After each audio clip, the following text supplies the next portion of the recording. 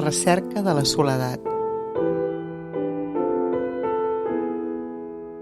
Un espai on explorar l'abast i els indrets de la soledat.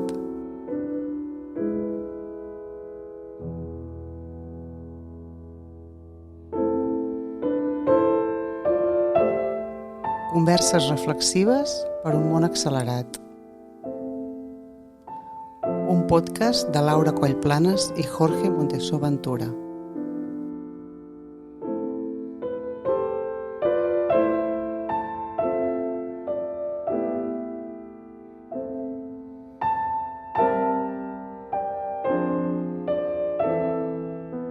Benvingudes, benvinguts. Molt bones a tothom. Aquí seguim a la recerca de la soledat. En aquest episodi seguirem tirant del fil de l'episodi anterior. Seguim intentant respondre a la pregunta «Sabem què és la soledat?». A l'episodi anterior vam fer aquesta perspectiva històrica de la paraula soledat, de la vivència, la història de la vivència, i ara entrarem en definicions més acadèmiques i de la pròpia experiència. Intentarem, més que definir-la, descriure-la, intentar veure quins matisos ens dona, qüestionar-los, analitzar-los una mica i, més que, ja et dic, buscar una definició, per almenys anar-nos en una foto de lo que l'experiència de soledat és. I per acabar farem una discussió conjunt aquí un duet de quines implicacions té, quines preguntes més ens fem al voltant de la soledat.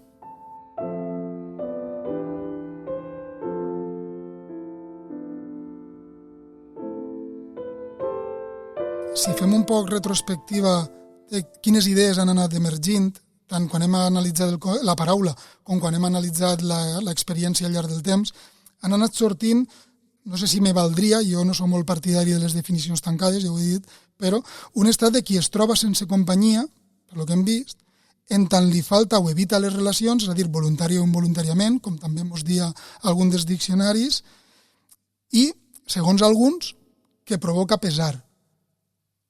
Que hem dit ja que, si ens agarrem a aquesta accepció, ens estem deixant altres de banda. Bueno, tota aquesta definició, que no és més, ja et dic, no és una definició que m'he tragat jo de cap lloc, sinó juntant tot el que m'ha anat dient en aquesta nebulosa conceptual o d'idees que m'ha anat traient, a mi me surten diverses consideracions que crec que hem d'anar ficant damunt la taula per anar veient, efectivament, què és la soledat en tant vivència, no? I és que el primer que diu és estat de qui es troba sense companyia. Bueno, primer hauríem de qüestionar-nos d'una forma molt ràpida, no és el lloc, no?, de què és estar. Perquè estar on? Claro, la gent, en tant existim, estem en el món. I el món, necessàriament, és amb altres. Per tant, allò que diem d'eixa soledat objectiva, eixa soledat que implica un aïllament, ve com a concepte, com a idea, però a la praxis no és un concepte en absolut senzill. I no parle físicament llevant de la capacitat de realment aïllar-te del món, de les persones.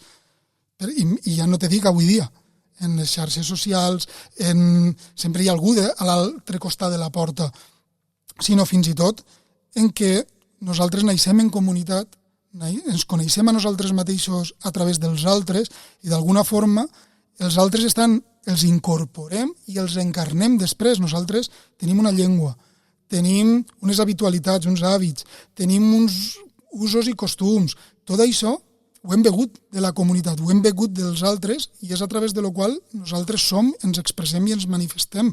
Per tant, no es pot estar sense l'altre. De fet, quan una persona s'aïlla, el que diu és que està sense companyia, no? Com diu ahir, estar sense companyia. Ja està mentant a l'altre, encara que siga per negar-lo. Per tant, és inevitable que la soledat vinga vinculada a l'ausència de l'altre, o de l'altre, ja ho veurem. Però sempre n'hi ha aquesta alteritat, no?, per definir la soledat. Per tant, aquest aïllament, aquesta soledat objectiva, jo crec que és més un ideal que una cosa que pugui ser efectiva. Crec que el màxim que podem aspirar és a una distància física i pot ser també distància emocional. Jo em puc distanciar de la resta de gent anant-me'n, però no m'aïlli radicalment perquè és que me l'emporte darrere l'altre, el porta en mi. I el mateix emocionalment. Jo puc tindre certa distància afectiva o intentar que l'altre no m'afecti, valga la redundància, però no puc no tindre relació amb l'altre. Crec que és una consideració important. I l'altra en la que ve és que t'està parlant d'estar de qui es troba sense companyia. Però hem vist que a vegades fins i tot en companyia, i la vida ens ho està mostrant, inclús en companyia, la gent se pot trobar sol. Per tant, no és qualsevol companyia. No és estar acompanyat per se.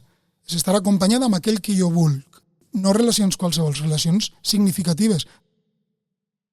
Després, el fet d'estar sense companyia al·ludís a l'absència o a la falta. L'absència i la falta no se definís per la inexistència, sinó per la presència absent d'aquesta persona. Saps? Vull dir, per exemple, quan una persona falta, mor, la persona no desapareix físicament, però tu la segueixes tenint molt present. I això és el que te provoca certa enyorança i, per tant, certa sensació de soledat. Ja, o sigui, és la presència d'una absència. Això és.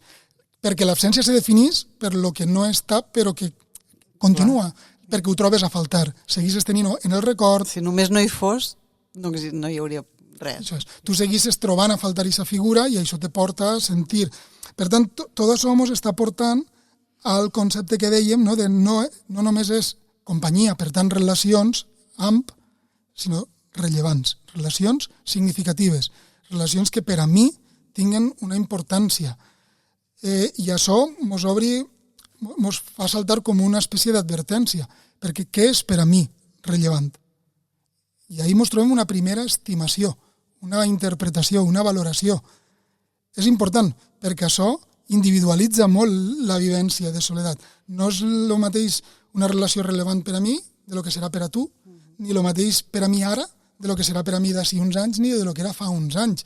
Segons la meva circumstància, segons el meu estat, segons moltíssims elements, una relació serà rellevant o irrellevant, o ara és rellevant i demà deixa de ser-lo.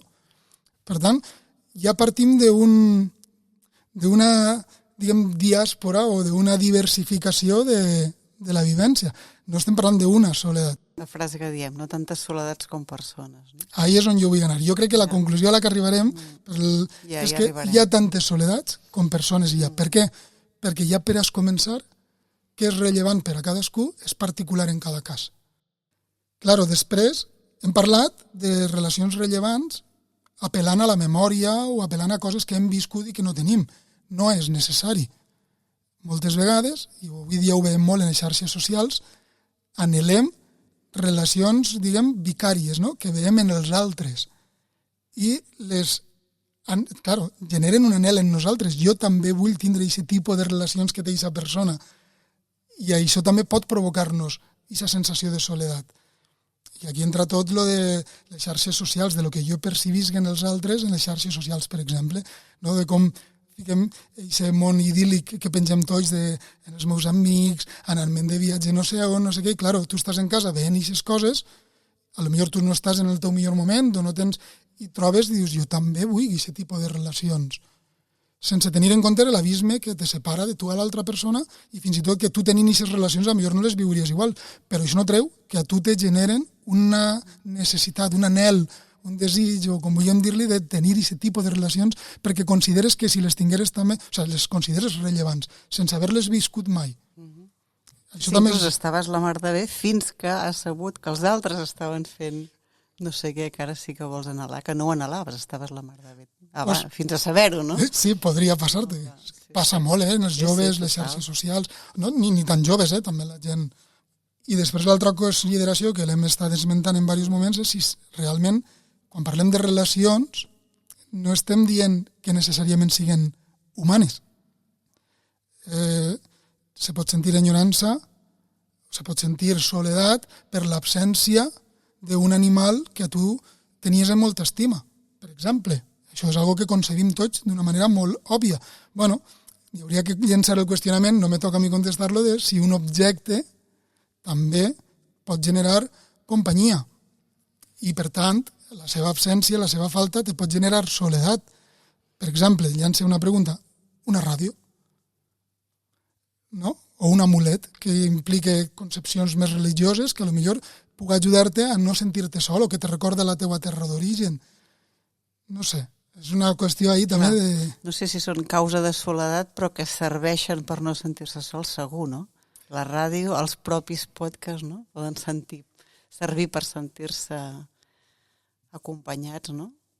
Per tant, la seva absència te provocaria que reaflorara, no te dic que provoque, que siga la causa de la soledat, però, bueno, no ho sé, ja et dic, jo ahir no m'atrevís perquè no és el meu terreny ni molt menys, però és veritat que històricament, ja ho hem vist en els diccionaris, s'apela a la cosa, a l'algo, que no és una qüestió ajena.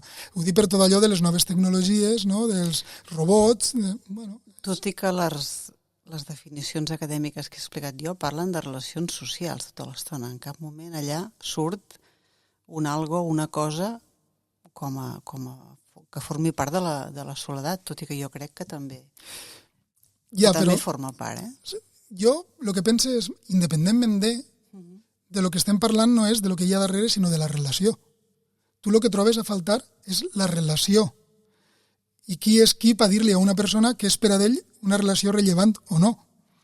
Jo no m'atrevisc a dir-lo. Si una persona considera que un objecte, un robot, li és rellevant la seva presència i per tant l'absència li falta, jo no m'atrevisc a dir-lo, ja t'he dit, perquè de lo que estem parlant, el que m'ha arribat un poc a la conclusió és de relacions rellevants.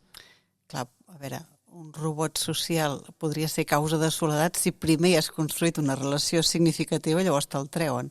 L'altre és quina relació rellevant estem intentant suplir, que no és amb una persona o amb una cosa significativa, sinó ficant aquí una cosa que és un robot intentant que ho esdevingui, no? Clar. Jo estic en tu, Jo crec que avui en dia la tecnologia encara... Mira, parlàvem en alguna ocasió tu i jo de la pel·lícula Her, no? Això és ja un nivell de tecnologia a dia d'avui utòpica, no sé si arribarem o no. Jo crec que no és gaire utòpica. Però el que està clar és que estem molt lluny i que els robots d'avui dia pues, difícilment... Però ja et dic, jo no entraria tant... Per això dic, no m'agrada entrar en aquesta discussió perquè crec que en el que ens hem de quedar és que lo important no és el que hi ha darrere, sinó la relació que jo vincule amb això. Hi ha una frase, estic llegint un llibre d'una autora italiana que explica el seu procés de l'última fase. Té una esclerosi lateral amiotròfica, va explicant el seu deteriorament, i ella cuidava un jardí, no? I diu, amb aquest bastó que tinc, és molt difícil sentir-se sola, perquè aquell bastó que l'ajuda a caminar, que l'ajuda a sentir-se amb força, amb poder, és un bastó, no? És així, i és molt bonic com diu la companyia que li dona la importància de com la fa sentir. No? De tenir molt present i sa valoració i sa interpretació personal que fa cadascun cada cas. Perquè, sobretot, després ho analitzarem, o ja en propers capítols, quan analitzem els temes d'intervenció, va molt vinculat amb això. Igualment, això que deies de desitjar viure el que veig viure els altres, d'alguna manera t'ha d'interpel·lar en alguna cosa significativa per tu, també. Claro. Si no t'afecta, no crida la teva atenció i tu no ho vas a anhelar. Té que haver algo que connecte amb tu i que d'alguna forma estire, capte. I per tant tu digues, jo ho vull per a mi. És que te genera interès, seria la paraula, no? S'ha necessitat d'aproximar-te cada vegada més a la mismitat de l'altra cosa, no? En aquest cas, de les relacions que té l'altra persona. Per tant, continua sent una relació significativa, però que originalment no et venia de tu donada, sinó que ha sigut el comparar-te amb els altres que se t'ha generat aquest anhel. De forma vicària. Que, de fet, jo crec que avui en dia molta de la soledat, ahir m'estic aventurant, però ve deguda a aquests models que estem oferint de societat, de persones, xarxes socials, no? I aquestes imatges i aquests estereotips fantàstics que, claro, estigues tu a l'alçada d'això. Crec que molta de la soledat que estem avui dia vivint està molt relacionada amb aquest anhel vicari de voler tenir aquest tipus de relacions que veus amb altres. No que tu hagis perdut, sinó que no tens per tercers.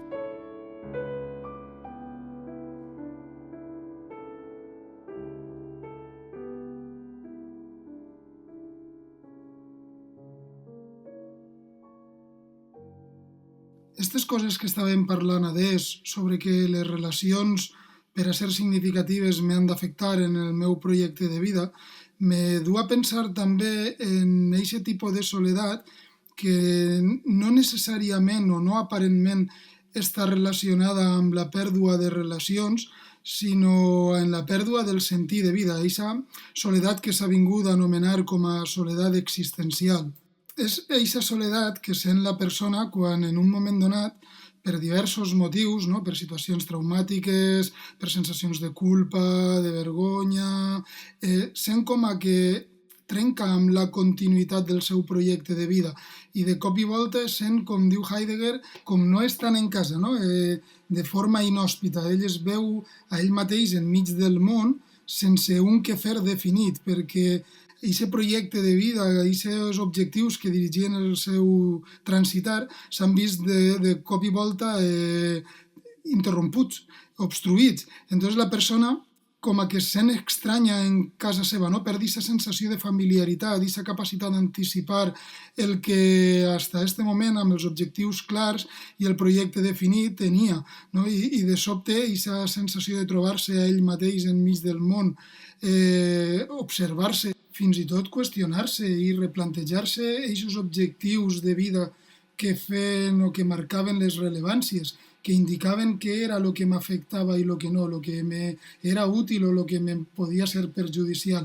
Per tant, aquesta situació, aquest replantejament, fa que tot el relleu d'afectivitats que m'envolten siga ficat en qüestió. També el que afecta als altres o a les altres persones. Jo no he perdut relacions que fins a aquest moment eren considerades rellevants. El que ha canviat és la meva percepció de la rellevància, que me l'estic reconfigurant. Crec que és un matís interessant a tindre en compte perquè moltes vegades es mostra la soledat existencial com un contrapunt a les altres soledats que impliquen relacions en les persones. I és veritat que els orígens són diversos, els motius que la provoquen, però al final també d'alguna forma afecta al sistema de relacions i de rellevàncies. És veritat que això afecta a rellevàncies més generals, més profundes, però que també impliquen d'alguna forma a les relacions.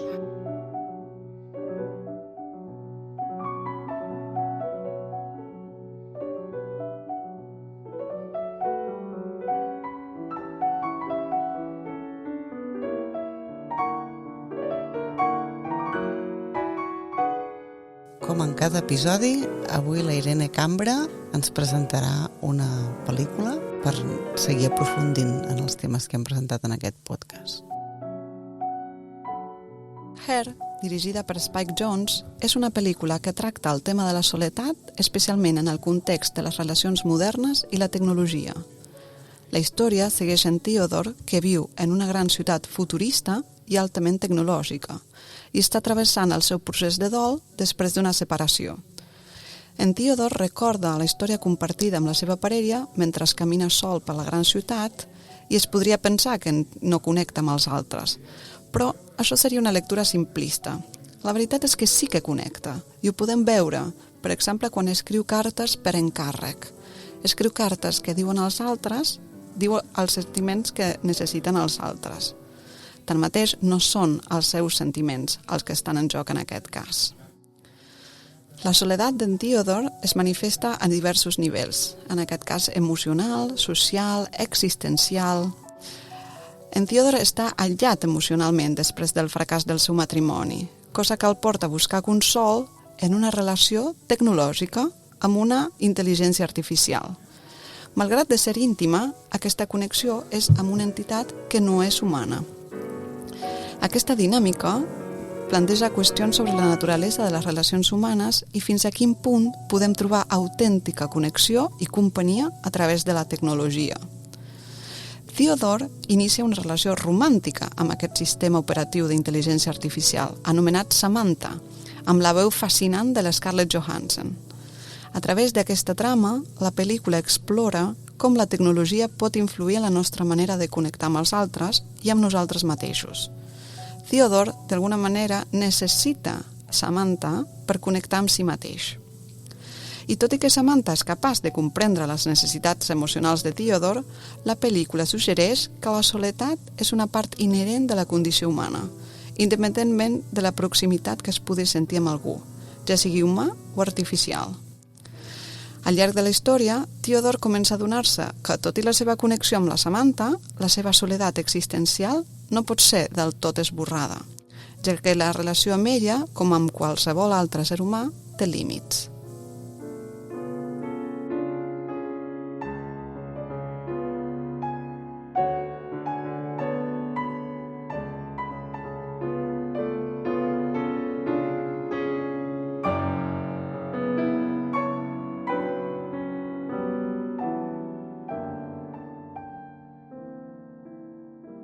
Aquesta primera interpretació que hem fet ja mos individualitza molt l'experiència o la vivència de soledat en cada cas, perquè depèn de tu que consideres una relació rellevant, tindràs. Però és que després, un camí te trobes ja en aquesta situació de trobar a faltar un tipus de relació, ve una segona interpretació, una segona estimació, que és com interpreto jo la situació en la que me trobe ara mateix. No tot el món interpreta aquesta absència d'igual forma. Tornem a lo mateix, n'hi ha molts elements religiosos, culturals, la motxilla, el bagatge personal que tu tingues, les competències. Aleshores estem parlant de que la percepció o la captació que nosaltres tenim d'estar o de trobar-nos o de sentir-nos sols passa per dos estimacions. La de què és per a mi una relació rellevant i un camí. I aquesta relació rellevant, excepte que no la tinc, com me trobe a mi mateix en aquesta situació? Com interpreto jo aquesta experiència? Quan diem la soledat és no desitjada, és desitjada, sí. Ho pot ser, claro. I moltes altres coses, potser, no? Clar. Inclús tampoc té per què ser... La persona no té per què posar-li la paraula soledat. Pot dir, em sento desemparada, em sento abandonada, tinc un malestar que no sé dir-li més que malestar, que estic malament, puc dir trobo a faltar els meus fills i no dir-li soledat. O sigui, hi ha moltes maneres de viure aquesta... A mi el que me fa temor és que moltes vegades ens quedem en la part per el tot. No? I moltes, el que dèiem abans, no? De les definicions, intentem acotar, intentem fer calaixos on anar ficant parcel·les del món per a poder controlar-les, comprendre-les, tindre-les a l'abast. Entonces, quan parlem soledat no deseada, i pareix que siga com una espècie de calaix on càpiga quan la soledat genera malestar. No, perdona. Sí, com vulguis dir-li, jo no vaig a criticar el concepte o no, però el malestar té moltes interpretacions en cada cas. I hi ha persona que pot estar mal i no necessitar ajuda. Voler passar aquest tràngol en soledat, aprenent, o la soledat mateixa pot canviar de signe, diguem-ho així, en el temps. Pot ser una soledat primer que genera malestar, però a base d'estar sol, d'anar reflexionant, comprenent-te, tu canvies de situació i per tant la soledat pot canviar de significat per a tu, de sentit, i pot provocar emocions distintes. I potser potser hi ha gent que diu jo he après a viure en soledat en resignació, però hi ha gent que diu no, és que he après a viure en soledat fins i tot amb alegria, i això tu ho trobes en gent gran. No? O al revés, hi ha gent que diu jo estava molt bé sol, però quan això se m'ha anat de les mans, quan he vist que ha durat molt en el temps, he començat a preocupar-me i al final s'ha convertit en un greu problema. Vull dir que la pròpia experiència de soledat canvia també en la pròpia persona. I crec que són matisos molt a tenir en compte a l'hora de comprendre la complexitat de la soledat i a l'hora d'anar pensant formes d'intervindre si és que el que volem és responsabilitzar-nos d'aquestes situacions.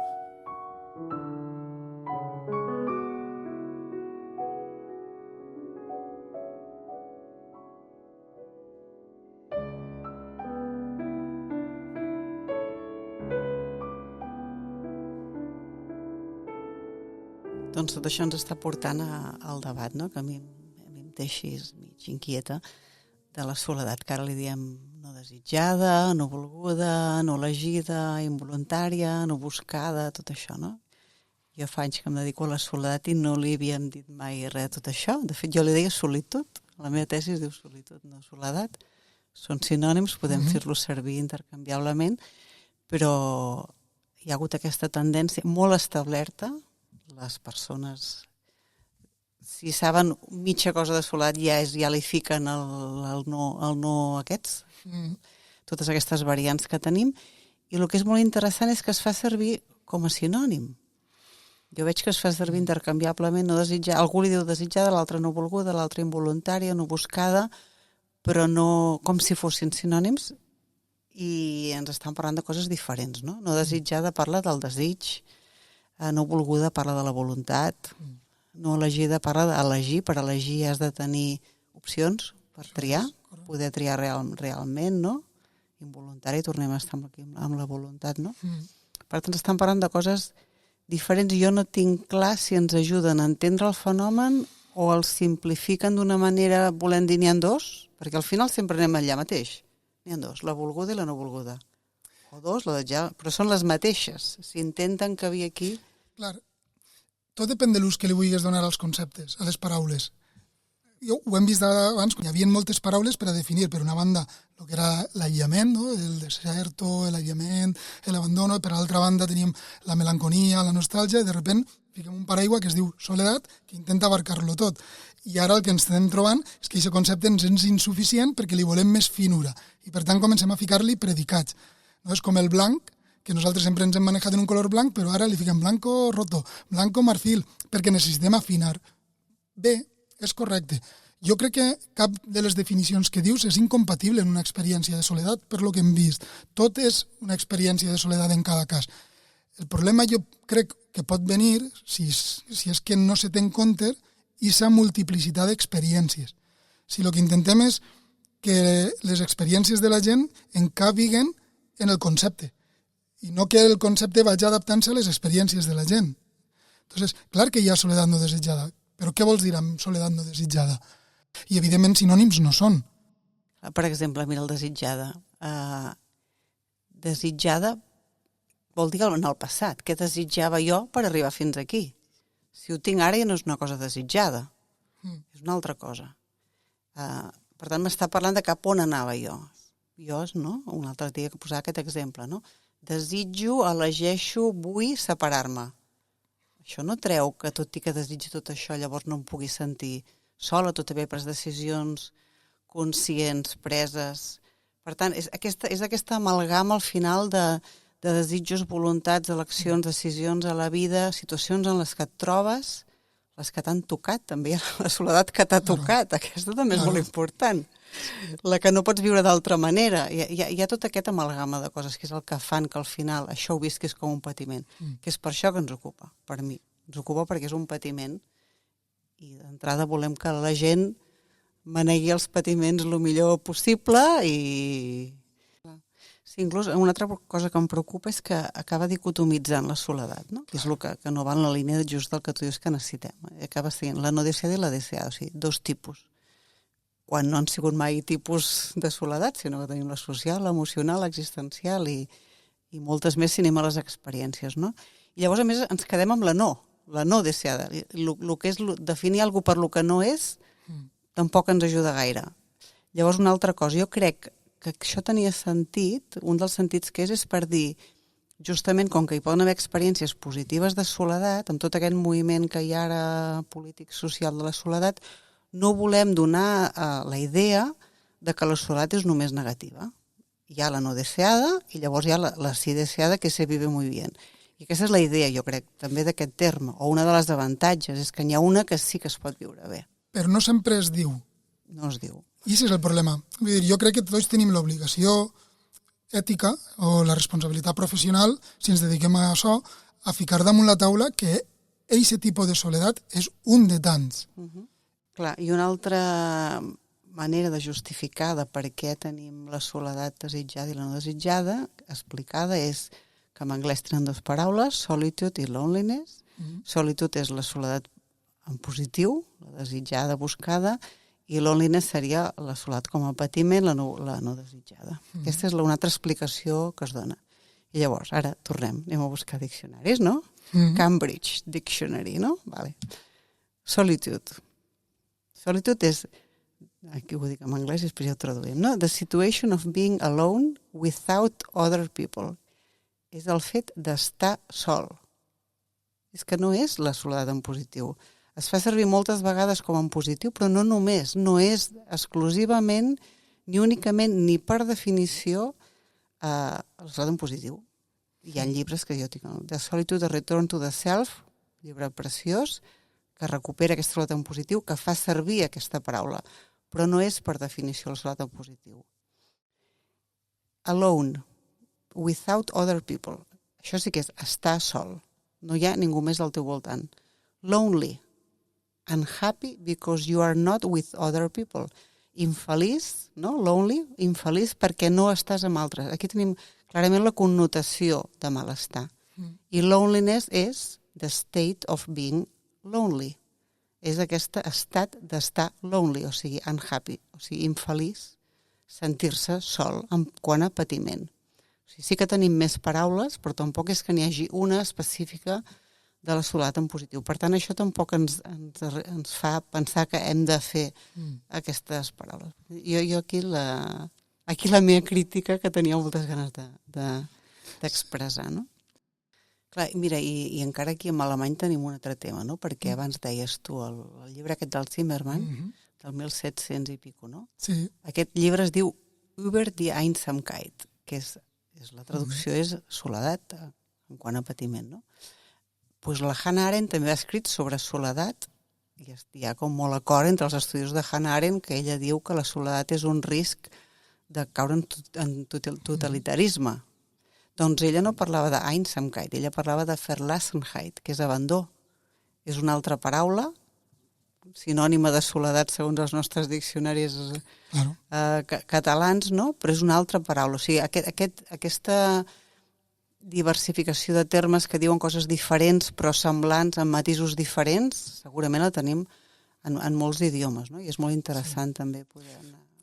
Clar, jo desconec els altres idiomes, però és el que parlàvem. S'han perdut moltes paraules que implicaven matisos i ara pareix que les tornem a necessitar. Tot canvia en el temps. Ara ens hem quedat amb una sola paraula i el que estem fent és ficar-li predicats. Bueno, tornem. Això són convencions, però com a convencions hem de ficar-nos d'acord, perquè no és simplement per un capritxo, és perquè és una qüestió de que després això permeabilitza avall els mitjans de comunicació i, claro, se poden generar molts malentesos i n'hi ha persona que pot viure molt pitjor la situació en la que està a causa d'aquests missatges que estem trasladant, que hi ha frases molt potents com la soledat mata. Claro, quina soledat? Quina experiència, quina vivència de la soledat és la que mata? Perquè és una, o diverses en particular, però no totes. Entonces no podem llançar un titular com eixe perquè hi ha gent que està sola i el que és feliç sol està per damunt d'això, però el que està sol en certa vulnerabilitat però ho està portant, claro, quan li soltes una bomba d'eixes, pues potser el fas estar molt pitjor de lo que estava i potser li has creat un problema a una persona que a priori no el tenia. No ho sé, són reflexions en veu alta que crec que hem de plantejar-nos a l'hora d'utilitzar els conceptes, les paraules. Sí, a veure, aquesta relació entre la soledat i els impactes en la salut física i en la mortalitat i la salut mental i més atribuïment cognitiu, tot això, de fet, està estudiat des de fa molts anys, està superestablert de fa molt temps. Ara ha sortit a la llum i s'està donant molt aquest missatge i totalment hem de pensar fins a quin punt ajuda i com impacta en les persones. Això ens ha portat a considerar-lo en els últims anys que és un problema de salut, un problema de salut pública i que ara la salut pública tenim aquí una gran nova tasca que és abordar la soledat des d'una perspectiva a vegades massa mèdica, massa tornant a això a definicions potser més simplista que tot l'abordatge que s'ha fet des de la psicologia, des de la filosofia antigament, no? Per tant, aquí tenim una mica un moment de risc, una oportunitat perillosa, no? Sí, com dèiem l'altre dia, no? Sí. Una paraula que li podíem dir així, no? Que tingui implicacions en salut. A veure, l'habitatge també té implicacions en salut, el transport té implicacions en salut, de fet són un problema de salut pública, són un tema de salut pública. La pobresa és un problema de salut pública de primer ordre, jo diria abans que la soledat, la pobresa mata, i no ho estem dient, i fa molts anys que ho sabem. Hi ha com algun tipus aquí... Jo el que torno és afinem, perquè sí que n'hi ha una vivència, una forma de viure la soledat que porta associada a moltes patologies de salut mental, inclús, correcte, que acurta la vida, però és un tipus de forma de viure la soledat, però això també es pot revertir, se li pot ensenyar a la persona, a lo millor la soledat no és revertible, però com aquesta persona està vivint la soledat, sí se pot treballar. Clar, però per exemple, quina soledat mata la crònica? Soledat crònica. Però si ja diem soledat crònica, ja vol dir que estem fent una mirada de la soledat mèdica, medicalitzada. Claro. La soledat, existeix la soledat crònica, ja en si mateix per mi és problemàtic dir-li així. La soledat pot ser adaptativa, de fet és adaptativa, segurament hi ha situacions de patiment evitable i necessaris que s'haurien de... que es podria ajudar a portar millor, però d'aquí que hi hagi un concepte de crònic ja és una mirada patologitzadora en si. I des de la ignorància de la part mèdica, però crònic va associat també a irreversible en alguns casos, no? I això sí que és contrari a lo que la soledat és, que és un estat afectiu, que a més estàs també, si no definisses, si no afines, estàs patologitzant una experiència que és inherent a la pròpia experiència de la vida, Total. de la relació o l'absència de relació amb els altres. I vaig a dir-te, també la persona pot voler sentir-se mal i en alguns moments no és dolent que se sent mal perquè li ajuda a desenvolupar competències, habilitats, tot depèn del moment en què estiga la persona de vulnerable, però tots hem hagut de passar per mals moments per a poder ressorgir més forts, créixer. Cuideu també moltes vegades en infravalorar la capacitat de resiliència de la persona i en voler tutelar d'una forma excessiva a les persones. Les persones són agents, són subjectes, tenen capacitat, és veritat que n'hi ha extrems, situacions molt dramàtiques en les que això se pot qüestionar. Jo soc molt... Però, en línies generals... Em porta a recordar un altre llibre, La soledat del ser, d'una sufragista, que ella apunta que patim en soledat. Al final, per molt suport que tinguem, que el suport, si alguna va bé per tot és el suport als altres, encara que tinguem suport, al final el patiment el vivim en soledat. I llavors ella reforçava molt la idea que hem d'aprendre a combatre el patiment, a manegar-lo, no és combatre, no, la paraula, a manegar el patiment sols en soledat i que hem d'aprendre a estar sols perquè al final ens toca sols fer aquestes decisions. No? Clar, era un moment històric diferent que el d'ara. La mateixa frase, avui en dia sembla que encara individualitzem més en el sentit de més individualisme, no? En aquest sentit, però clar, és que seguim, al final, pateixes sol, és veritat, hi ha un patiment teu que te'l poden facilitar molt el suport, però estem allà sols davant del patiment, no? I també és interessant aquesta perspectiva de la soledat. I tornant al tema de la salut, bueno, evidentment, la soledat no és una epidèmia, es va dient molt i no és una epidèmia, no, hi ha uns paràmetres per definir una epidèmia i no compleix cap dels paràmetres. Podríem parlar de que ha augmentat la consciència social sobre la soledat, sí, ha augmentat la consciència política de la soledat, la consciència periodística dels mitjans de comunicació, o sigui, tothom... La consciència i altres coses. Exacte, el poder simplificador també, no? I també l'oportunisme. L'oportunisme... És on creia que anaves anant, no? També, no? Crec que també n'hi ha... Pues això és, la soledat està de moda, com si diguérem, no sé si dir-lo tal qual, però...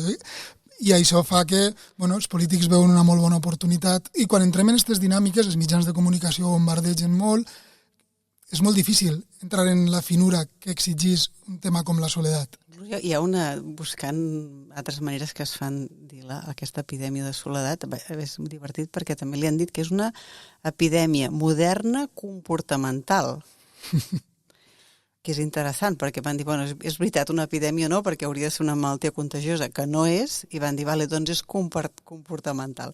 I a més és moderna perquè és el d'avui en dia, no? Però a més la soledat no té a veure amb un comportament.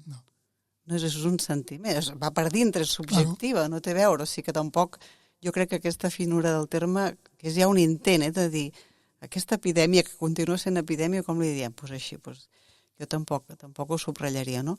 I també des de la geriatria es diu que és un síndrome geriàtric. Parlen dels geriatric giants, doncs és el nou geriatric giant, no? Un gegant geriàtric de...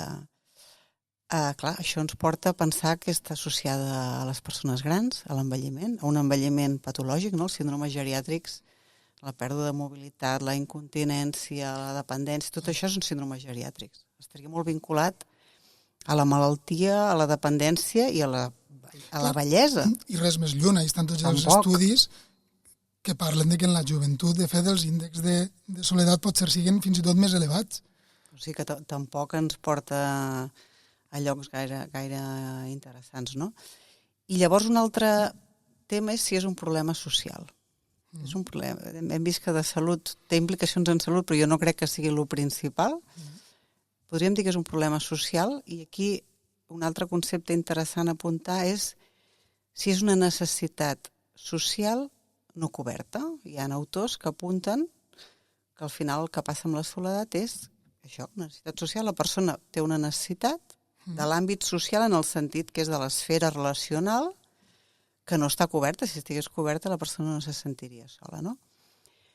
Que el que li passa a la paraula necessitat és que dona la idea de que des del sistema s'ha de cobrir, no? Si és una necessitat que hem de cobrir, com s'ha de cobrir doncs, amb una atenció social, amb el sistema social que hi hagi, no? No dona la idea que és la persona que ho ha de poder manegar, no dona la idea que forma part de la vida, també ens porta a algun lloc que podem així qüestionar, no?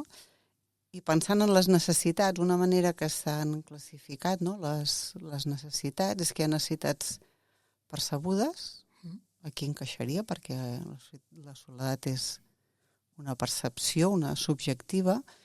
Hi ha necessitats que són expressades, alguna gent de les que se sent sola ho expressa i busca recursos.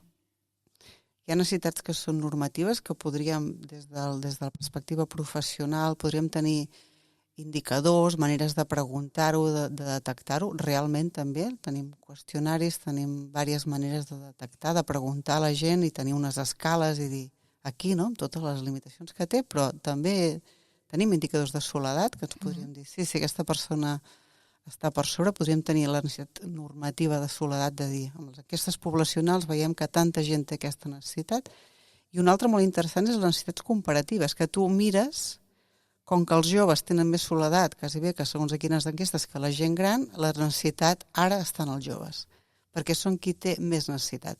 I lo interessant d'aquestes necessitats és que no té per què encaixar, que la necessitat comparativament d'aquesta necessitat social no coberta de soledat sigui més alta en els joves perquè ho comparem amb la gent gran i els números surten més baixos, no vol dir que si anéssim a parlar amb ells, les seves prioritats, la seva primera necessitat sigui això. Potser necessiten un habitatge, una feina, poder pagar els estudis, poder... No vol dir que coincideixi la necessitat aquesta, la percebuda, amb l'expressada, amb la normativa, amb la comparada, no? I això també era interessant apuntar-ho.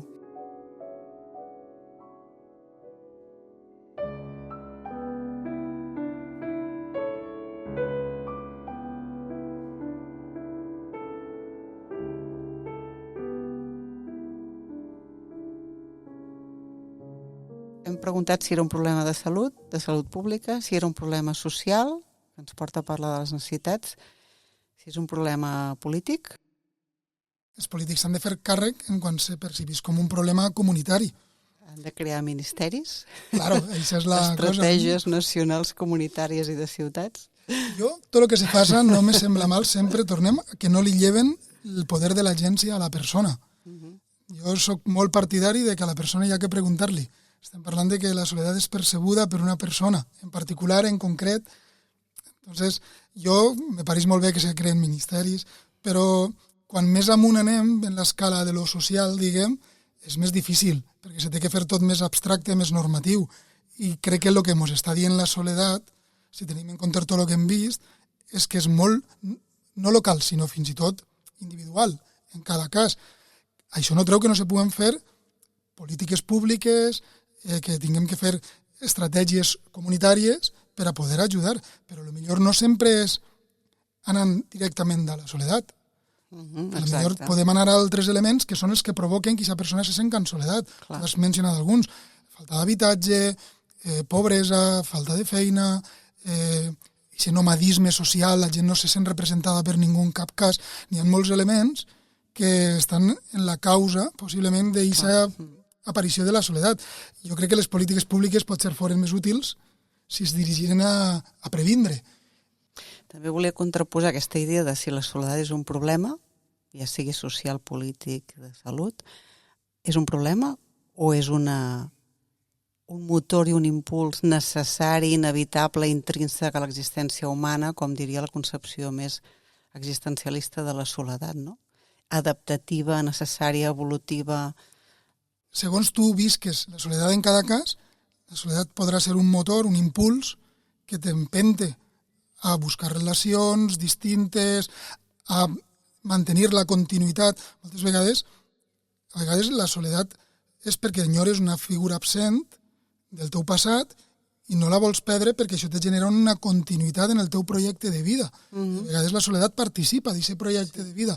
Si perds aquesta soledat, potser és perquè has perdut el record de la persona i això, no ho sé, que caben molts colors. Per tant, és un problema? Sí, per a que el visca com un problema. És un impuls, un motor? Sí, per a que el visca com a tal. Per això tornem a no menysprear la capacitat d'agència de la persona, de decidir, de saber el que li passa i de com està. Hi ha que preguntar-los. I per anar acabant aquesta part de discussió de què és la soledat, no? El tema aquest, si s'està instrumentalitzant la soledat, no? Des de la política, potser, des de l'economia, no? Fins a quin punt és ara un nínxol al mercat, crear doncs, aplicacions contra la soledat, variades, solucions tecnològiques com els propis robots socials. Anava a dir-te, i no sé fins a quin punt no és ni inevitable que s'instrumentalitze. Jo ho he viscut, part del meu temps d'investigació l'he dedicat a la investigació de la nostàlgia i què vaig a dir-te de la nostàlgia? La nostàlgia s'havia convertit en una moda de mercat directament, la nostàlgia venia. Ara potser ja estan hores més baixes, país que ha passat aquesta moda, però tu veies les sèries televisives, veies els escaparates, com se retornava als remakes, les sèries retornaven, la roba antiga tornava, s'havia convertit en una moda i això, inevitablement, genera mercat, genera instrumentalització de la nostàlgia. Anem a provocar nostàlgia perquè hi hagi més consum, ja que veiem que és un sentiment ara mateix que està a flor de pell. Pues, en la soledat jo crec que és inevitable que tots els sectors troben una oportunitat, perquè quan una cosa se convertís en algo sensible, claro, tot el que mente ara mateix el concepte de soledat crida l'atenció. Clar, suposo que hem d'anar destriant què ajuda i què no, i entenent l'alerta de que hi ha una certa instrumentalització per varis sectors, no? En aquestes coses el que n'hi ha que tindre és calma, en certa mesura. Pareix que de repent apareix ara això i totes les entitats, tot l'àmbit de la salut, sanitari, social, ens volquem tecnològic, tot. No? Tecnològic, claro. Tots volem en seguida i, bueno, les coses a vegades n'hi ha que pensar-les i moltes vegades anem massa a la urgència. No? Bueno, forma part dels nostres temps. Bueno, suposo que té a veure amb el que volem aportar amb aquest podcast, no? Aquest espai de reflexió, de parar i pensar una mica i tenir temps de desgranar aquest concepte complex.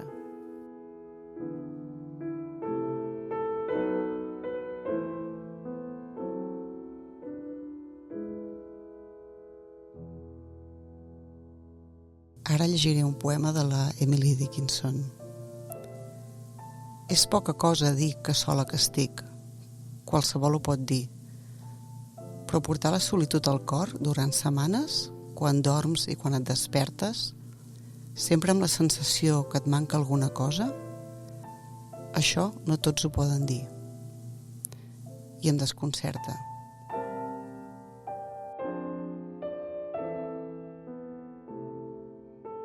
En aquest poema veiem aquesta diferenciació que fa entre la soledat comuna que tenim totes les persones i aquesta soledat que hi ha aquí l'anomena crònica, aquesta soledat quan ja és més problemàtica, quan és duradera, que és la que ens agradaria, evitar aquest patiment extra, evitable, que és la que ella diu que li desconcerta perquè no és la comuna i habitual.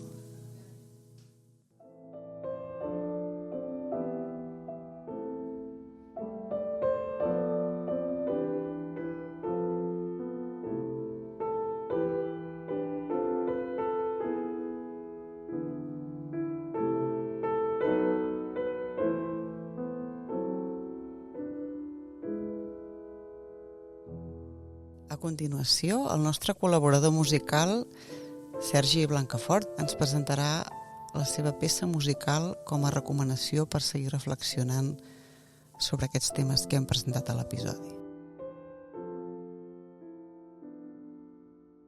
En aquest segon capítol coneixerem a Nick Drake, que és un artista britànic, tot i que va néixer a Birmània, a l'any 48, doncs escoltarem una peça que es diu Time of No Replay, o sigui, el temps de la no resposta, que és una cançó molt, molt emblemàtica d'aquest artista, que era conegut per la seva música introspectiva i melancòlica. Aleshores, aquesta cançó reflexa perfectament la soledat existencial que va marcar gran part de la vida i l'obra d'aquest autor. Aquest músic va créixer a Anglaterra. Des de jove va mostrar un talent molt excepcional per la música, però també va lluitar molt amb problemes de salut mental, especialment amb la depressió, i la música que té sovint reflexa aquesta lluita interna amb lletres que exploren temes de soledat, de desconnexió i de desesperació. No? I aquesta cançó, Time of No Replay, és una cançó que exemplifica aquests temes. Parla d'un temps en què les paraules no arriben, un moment de silenci, d'incomunicació, i transmet aquesta idea de no poder comunicar-se amb una altra persona, no? De cridar, de parlar, d'esperar una resposta, de no trobar cap resposta, sentir-se aïllat i desconnectat del món, que era una constant una mica amb la vida de Nick Drake. I la música de Drake sovint transmet una sensació de soledat profunda, una soledat que no només és física, sinó també emocional i espiritual. Us convidem a escoltar la cançó i, a més, a llegir la seva lletra.